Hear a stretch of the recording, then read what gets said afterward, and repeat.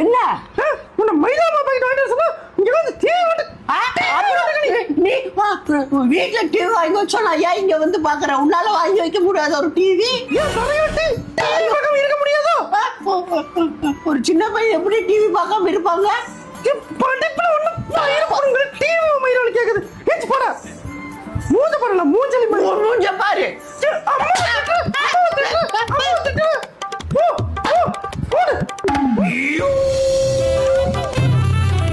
எங்க அம்மா அடிச்சனாலும் சும்மா விட்டேன். இதே ஊருக்குள்ள இன்னொருத்த கை வைக்க முடியும். எதுக்கு கையில அடிச்சீங்க?